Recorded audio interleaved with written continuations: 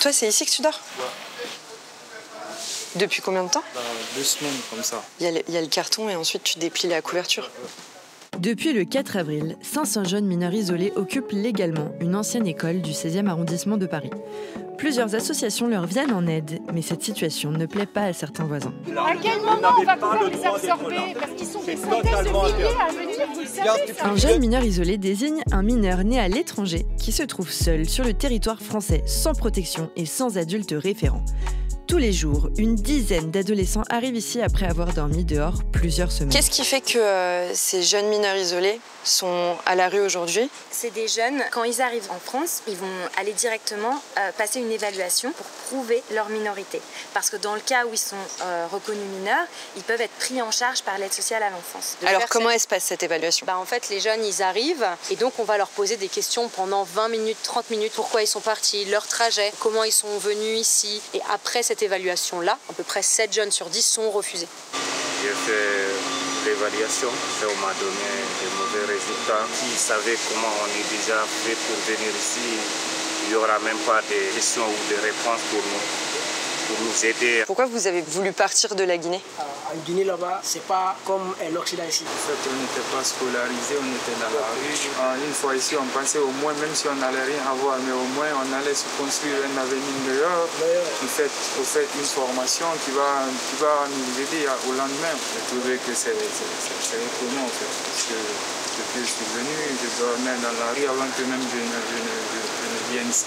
Est-ce que les Jeux Olympiques, ça a participé au fait que la police déloge plus qu'avant les migrants? Ouais, 100%. C'est nous, en tout cas, quand ça a commencé à arriver, le fait que les tentes soient lacérées, qu'ils puissent vraiment pas s'installer, nous, c'était du jamais vu. Et la préfecture l'avait clairement dit qu'avec l'arrivée des Jeux Olympiques, il y avait cet ordre-là de ne pas laisser de campement s'installer sur Paris.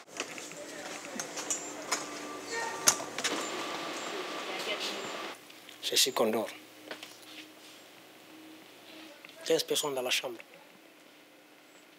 Ni électricité, ni eau dans l'école. Voilà. Pour les douches et l'hygiène, ça se passe comment? Justement, c'est assez compliqué. On nous a installé un petit évier, un petit robinet qui n'a pas trop plu au quartier. Et quand on s'est installé, on a quand même traversé une vague de haine. Ouais. Et vraiment, on a été beaucoup insultés, des trucs très durs, autant les bénévoles que les jeunes. Des fois, moi je sais que je suis déjà venue ici et qu'on me fait des remarques. On me dit je peux pas garer ma moto. J'aurais tellement aimé me garer ici. Oui, c'est pas les mêmes problèmes là. Ouais. Les voisins proches qui étaient vraiment en panique totale. Pour être clair, je pense qu'ils n'ont jamais vu 200 noirs ensemble de leur vie. Je vous rassure, je n'ai pas encore été madame, je vous ai entendu. Hein. Ah non, pas encore, mais ça va venir. Ah, ça va venir, oui. Ah bah oui.